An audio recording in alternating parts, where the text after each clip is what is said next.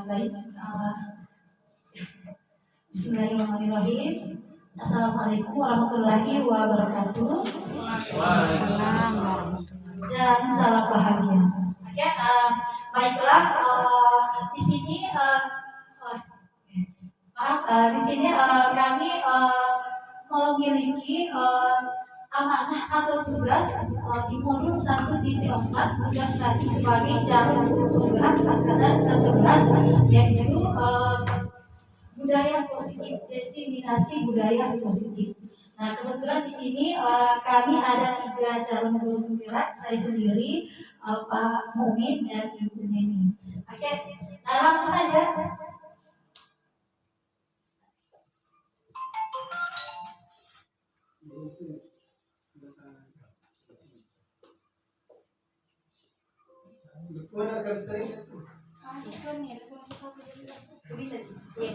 Oke, di sini di slide yang saya tampilkan modul 1.4, penyebaran pemahaman destinasi budaya positif. Jadi di sini sedikit kami akan berbagi ilmu yang telah kami dapatkan selama beberapa bulan telah mengikuti pendidikan guru penggerak terkhusus di modul 1.4 ini tentang budaya positif. Nah, di sini budaya positif atau ekosistem positif. Nah, kita ambil contoh perbandingannya dengan hidup kita ya. Di sini kita ibaratkan tentang pendidikan dan tenaga pendidikan. Kita ibaratkan sebagai misalnya guru, kita ibaratkan adalah petani ya, yang sedang menggarap kebunnya, sedangkan anak-anak adalah yang akan dikembangkan atau ditanam di kebun kita, seperti itu. Nah, kita ambil contoh perbandingannya dengan hidup tumbuh-tumbuhan seorang petani. Dalam hakikatnya sama kewajibannya dengan seorang pendidik ya. Di sini yang menanam padi misalnya, kita sebagai pendidik itu hanya bisa menuntut tumbuhnya padi ya, atau petani hanya bisa menuntut tumbuhnya padi. Nah, di sini misalnya memperbaiki kondisi lahannya atau tanahnya, apalagi memelihara tanaman padi, memberi pupuk dan air, membasmi ulat-ulat atau jamur-jamur yang mengganggu hidup tanaman padi dan lain sebagainya. Ya, jadi kita di sini maksudnya di sini kita sebagai tenaga pendidik itu kita tidak bisa mengubah kodrat seorang anak, tapi kita hanya bisa menuntut untuk menjadi murid yang merdeka atau tidak tergantung pada siapapun. Maksudnya dia mandiri, menjadi murid yang sesungguhnya. Selanjutnya, nah di sini ada eksplorasi konsep, ada 5 poin. Yang pertama ada perubahan paradigma atau stimulus respon teori kontrol. Yang kedua, arti disiplin ya, disiplin itu dan 3 motivasi perilaku manusia. Yang ketiga, keyakinan kelas, ada lagi hukuman dan penghargaan. Jadi di sini nanti kita akan bahas semua ini ya, Bapak Ibu. Nah, selanjutnya yang keempat ada kebutuhan dasar manusia. Yang kelima ada posisi kontrol, dan yang terakhir adalah segitiga restitusi. Nah, ini adalah semua tahapan dalam mendidik atau mengembangkan menghadapi murid kita nantinya. Bagaimana caranya dalam menghadapi menangani murid kita ke depannya, seperti itu. Nah, di sini ada perubahan paradigma. Nah, di sini ada saya jadikan contoh Bapak Ibu guru. Nah, di sini ada misalnya A dan B.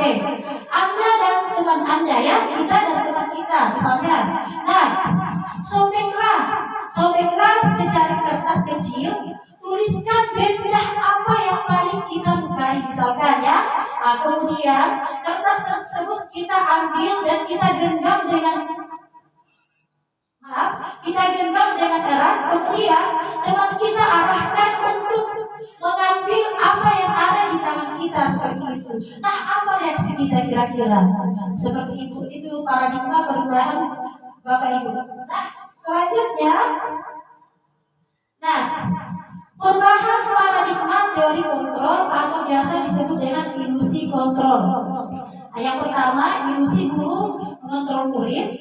Yang kedua, ilusi bahwa kritik dan membuat orang merasa bersalah dapat menguatkan karakter, ya, terutama karakter anak. Ketika kita hadapi anak, dan namanya juga anak-anak pasti memiliki karakter yang berbeda-beda, Bapak Ibu, dan cara menangani itu pasti bermacam-macam juga, tidak semuanya sama, ya. Nah, selanjutnya yang ketiga, ilusi bahwa semua perbuatan positif, efektif, dan bermanfaat. Lanjut lagi, ilusi bahwa orang dewasa memiliki hak untuk memaksa. Nah, ini nanti kita akan bahas tuntas ini, Bapak Ibu. Selanjutnya, nah, apakah makna disiplin positif? Nah, di sini disiplin positif itu, Ibu, Bapak Ibu merasal dari bahasa Latin, yaitu disiplin, yaitu belajar. Nah, makna asal dari kata ini berkonotasi dengan disiplin diri dari murid-muridnya Sokrates atau Plato. Nah, disiplin diri membuat orang gali potensinya menuju sebuah tujuan apa yang dia hargai. Namun dalam budaya kita, makna kata disiplin telah berubah menjadi sesuatu yang dilakukan seseorang kepada orang lain untuk mendapatkan kepatuhan. Seperti itu, Bapak Ibu. Nah, kecenderungan umum adalah menghubungkan kata disiplin dengan ketidaknyamanan, ya. Nah, bukan dengan apa yang kita hargai atau mencapai suatu pencapaian atau tujuan yang lebih mulia lagi. Nah, itu adalah makna disiplin. Selanjutnya, nah di sini teori motivasi itu, Bapak Ibu, akan yang dituju. Nah, di sini ada selalu kembalikan buku ke tempatnya. Nah, ini selalu kembalikan buku ke tempatnya merupakan keyakinan kelas atau nilai kebajikan yang dituju. Dia adalah mengandung makna tanggung jawab. Berarti bertanggung jawab. Yang kedua, dilarang mengganggu orang lain. Berarti mengganggu, berarti menghormati orang lain dan diri sendiri. Lanjut, hadir di sekolah 15 menit sebelum pembelajaran dimulai. Nah, di sini ada keyakinannya, berarti dia menghormati orang lain, apalagi komitmen pada tujuan atau berkomitmen. Nah, lanjut lagi, dilarang melakukan kekerasan. Berarti dilarang melakukan kekerasan ini berarti keselamatan, juga menghormati orang lain. Nah, lanjut lagi ada dilarang menggunakan narkoba. Berarti dilarang menggunakan narkoba itu adalah kesehatan, ya. Nah, lanjut bergantian atau menunggu giliran. Berarti dia menghormati orang lain. Selain itu berarti dia juga keyakinannya itu adalah kesabaran. Nah, apalagi menggunakan masker berarti itu berkaitan dengan kesehatan dan keselamatan. Nah, yang terakhir, jangan berlari di kelas atau koridor. Nah, ini berkaitan dengan keselamatan dan keamanan. Nah, di sini ada contoh kesepakatan kelas yang saya tampilkan. Jadi sekali lagi, ketika kita membuat kesepakatan kelas itu, usahakan menggunakan bahasa-bahasa yang lebih positif. Nah, di sini tindakan guru atau ada hukuman atau sanksi atau konsekuensi. Nah, di sini ada tindakan, ada hukuman atau sanksi dan konsekuensi. Nah, di sini saya tampilkan, misalnya mencatat 100 kali di dalam buku kalimat "saya tidak akan terlambat lagi karena terlambat ke sekolah". Nah, ini memberikan suatu kerjaan kepada murid kita dengan mencatat 100 kali, berarti itu adalah hukuman, bukan konsekuensi. Nah, selanjutnya lari mengelilingi lapangan basket dua kali karena terlambat hadir di sekolah. Nah, ini juga merupakan suatu hukuman. Nah, apalagi murid diminta untuk push up-nya 15 kali karena tidak menggunakan masker ke sekolah. Ini juga merupakan suatu hukuman. Nah, yang selanjutnya menggantikan kertas tugas teman yang telah bikin coret-coret. Nah, ini memang merupakan sanksi atau biasa disebut dengan konsekuensi ya. Ada memang konsekuensinya, berarti bertanggung jawab, ya, bukan hukuman. Nah, selanjutnya membersihkan tumpahan air di meja tulis karena tersenggol pada saat belajar. Nah, ini juga merupakan sanksi atau konsekuensi, ya. Nah, murid disuruh untuk mengenakan sepatu seharian di sekolah. Maaf, saya ulang. Murid disuruh untuk mengenakan sepatu seharian di sekolah karena rusak kalau hukuman Bapak Ibu hebat. Ya, jadi kalau sanksinya, konsekuensinya ini adalah membuat anak merasa nyaman atau tidak nyaman dan jangka waktu pendek. Jadi inilah bedanya antara hukuman dan sanksi atau konsekuensi. Selanjutnya yang ketiga, anak membenci kedisiplinan ketika dihukum. Biasanya juga itu anak-anak ketika kita hukum hanya sadar seketika saja, ya.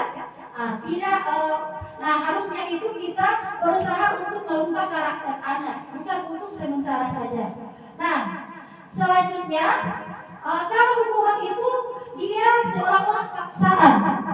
Nah, sedangkan kalau sanksi ini atau konsekuensi itu dia stimulus atau tanggapan Bapak Ibu. Nah, selanjutnya hukuman misalnya mendorong anak menyakiti dirinya sendiri, karena itu yang seperti saya katakan tadi, dengan menghukum anak didik kita berarti itu bisa merusak atau menyakiti psikisnya. Nah, inilah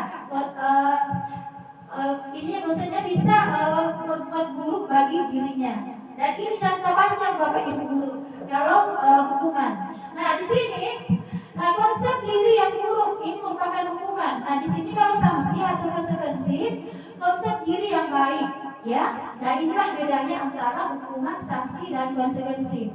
Nah, selanjutnya anak belajar untuk menyembunyikan kesalahan. Kenapa dia menyembunyikan? Karena dia merasa takut, ya. Dia berarti ada unsur-unsur kurangnya nilai kejujurannya. Hanya karena takut seperti itu menyembunyikan. Nah, di sini untuk konsekuensinya atau sanksinya itu anak belajar untuk mematuhi peraturan. Nah, inilah bedanya Bapak Ibu. Nah, apalagi yang terakhir, marah, merasa bersalah, dipermalukan, merasa tak dihargai. Nah, kalau sanksi itu anak ini kehilangan hak, dibuat tidak nyaman, diasingkan untuk sementara, ya, atau time out, ya. Di sini inilah bedanya. Oke? Selanjutnya, yang pertama ada penghukum. Ya, maaf ya, agak cepat tadi. Di sini ada posisi kontrol. Jadi posisi kontrol itu ada 5. Yang pertama sebagai penghukum, yang kedua membuat orang merasa bersalah, yang ketiga sebagai teman, yang keempat ada pemantau dan ada manajer. Nah, kita diarahkan di sini sebagai tenaga pendidik, lebih bagusnya kita di posisi manajer, ya. Nah, tapi kami akan bahas kelima posisi kontrol ini. Jadi untuk di sini identitas gagal atau kontrol luar, nah menghindari hukuman. Misalnya di sini untuk guru berbuat, nah di sini menghardik, menunjuk-nunjuk, menyakiti dan menyindir itu merupakan hukuman Bapak Ibu, ya. Nah, apalagi, nah untuk hukuman misalnya guru berkata, kalau kamu melakukannya, awas ya, rasakan, berarti dia bersifat mengancam, ya, berarti itu adalah hukuman. Nah, seperti tadi yang saya tampilkan, perbedaan hukuman dan konsekuensi dan apa efeknya buat anak didik kita. Selanjutnya, masih hukuman hasilnya itu memberontak.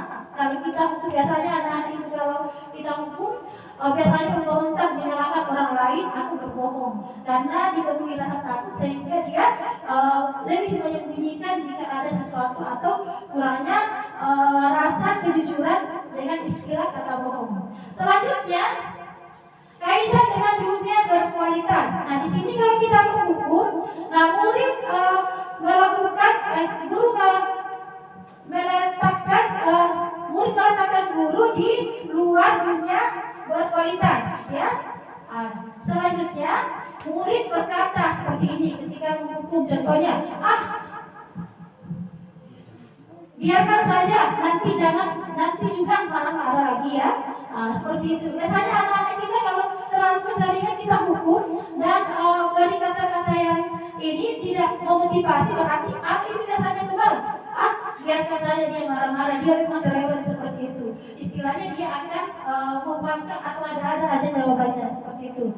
Nah, selanjutnya dampak pada murid ini adalah mengulangi kesalahannya karena seperti yang dikatakan tadi, yang ini murid berkata seperti ini, biarkan saja nanti juga marah-marah lagi, berarti sudah kembali. Nah, selanjutnya membuat orang merasa bersalah. Nah, di sini misalnya guru berbuat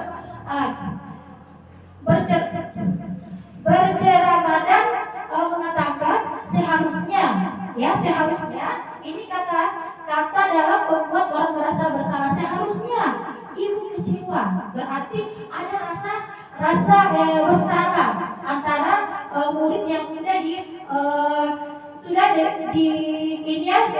sudah berhadapan dengan gurunya. Apalagi guru berkata, kamu harusnya sudah tahu ibu lelah sekali mengatakannya, ibu stres, berarti merasa bersalah.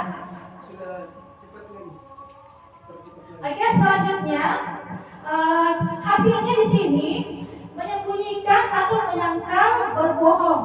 Ya, di sini karena posisi merasa bersalah berarti dia akan biasanya menyembunyikan atau berbohong. Nah, selanjutnya kaitan dengan dunia pendidikan, membuat orang merasa bersalah. Murid meletakkan guru di dalam dunia berkualitas, ya. Apalagi di sini murid berkata, masih membuatkan orang merasa bersalah, maafkan saya. Biasanya kalau orang melakukan atau merasa bersalah itu biasanya ada kata maafkan saya. Nah, selanjutnya dampak pada murid itu merasa rendah diri, ya. Nah, selanjutnya kita masuk ke identitas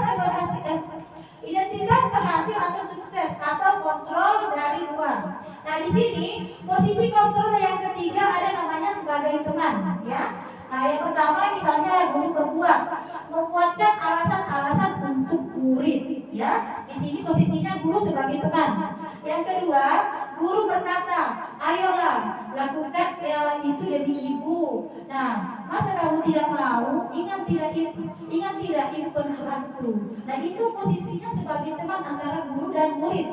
Nah, selanjutnya hasilnya itu ketergantungan. Murid akan ketergantungan. Nah, di sini kaitan dengan dunia berkualitas, murid meletakkan guru sebagai orang yang sangat penting di dunia berkualitas, ya. Nah, lanjut lagi, murid berkata, saya pikir bapak ibu teman saya, ternyata begitu. Jadi ini kayaknya lebih kurang tepat lagi posisinya kita sebagai tenaga pendidik, ya. Nah, selanjutnya dampak pada murid. Nah, di sini dia lemah, mandiri dan ketergantungan. Ketika kita posisikan diri kita sebagai teman untuk menghadapi anak didik kita. Nah, selanjutnya yang keempat ada namanya pemantau, ya. Nah, contoh misalnya guru berbuat, menghitung dan mengukur, ya. Nah, ini pemantau. Nah, yang kedua, guru berkata, apa peraturannya? Yang ketiga, hasilnya ini menyesuaikan diri bila diawasi. Nah, kaitan dengan dunia berkualitas, murid meletakkan guru peraturan dan hukuman di dunia berkualitas. Nah, sedangkan murid berkata, berapa banyak bintang yang saya harus peroleh, ya? Berapa halaman yang harus saya tulis. Jadi ini adalah biasanya ada anak-anak itu hanya mau melakukan sesuatu ketika kita beri penghargaan atau misalnya reward. Nah, saya akan memberikan kamu bintang kalau kamu tertib. Jadinya dia ketergantungan nantinya. Selanjutnya,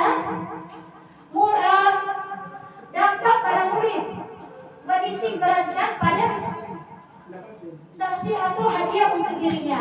Nah, di sini saya ke posisi kontrol yang kelima, ada sebagai manajer ini yang paling cocok buat tenaga pendidik. Yang pertama, di sini guru berbuat mengajukan pertanyaan-pertanyaan. Yang kedua, guru berkata, apa yang kita yakini, apa yang bisa mengerjakan untuk memperbaiki masalah ini. Nah, selanjutnya hasilnya menguatkan pribadi.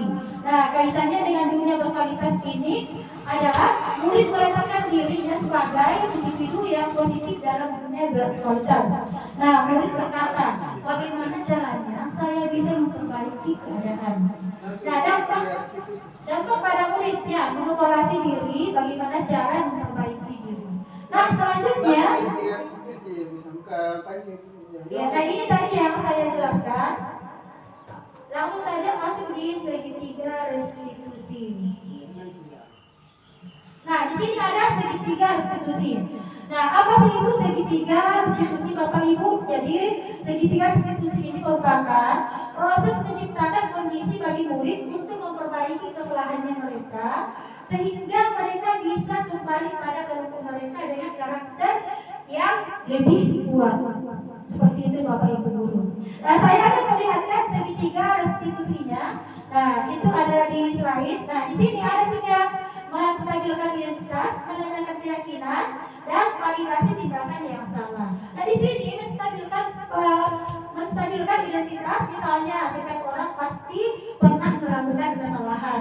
Kamu bukan satu-satunya yang pernah melakukan ini. Nah, sebelum saya mengetahui tentang segitiga restitusi ini, ternyata saya pernah melakukan ini Bapak Ibu guru. Saya sendiri pernah melakukan yang itu menstabilkan identitas. Saya sering menggunakan istilah ini, setiap orang pasti pernah melakukan kesalahan. Ya. Nah, selanjutnya menanyakan keyakinan. Misalnya di sini nilai-nilai apa yang telah kita sepakati. Nah, kamu ingin menjadi orang yang seperti apa? Itu adalah segitiga restitusi menanyakan keyakinan. Selanjutnya yang ketiga, validasi tindakan yang salah. Misalnya, kamu tentu punya alasan mengapa kamu melakukan itu. Ini memvalidasi tindakan yang salah. Nah, apalagi, adakah cara yang lebih efektif untuk mendapatkan apa yang kamu butuhkan? Nah, seperti yang beberapa hari lalu saya sama Pak Mumin melakukan segitiga restitusi ini, langsung mempraktikkan kepada anak didik kita di lab. Nah, selanjutnya, di sini untuk membuat anak yang merasa bersalah atau biasa disebut dengan menstabilkan identitas. Nah, misalnya di sini guru berkata, berbuat salah itu hal yang manusiawi, ya. Tidak ada manusia yang sempurna. Bapak Ibu juga buat salah. Kita pasti bisa menyelesaikan masalah ini. Bapak Ibu tidak tertarik untuk mencari tahu siapa yang benar-benar, siapa yang benar, siapa yang salah. Bapak Ibu lebih tertarik untuk menyelesaikan masalah. Nah, kalau kamu menyalahkan dirimu sendiri terus-menerus, apakah kamu bersikap baik pada dirimu? Nah, ini yang biasanya sebelum saya ini ikut CBP pendidikan guru penggerak, biasanya saya terapkan ini. Oke, selanjutnya menstabilkan identitas.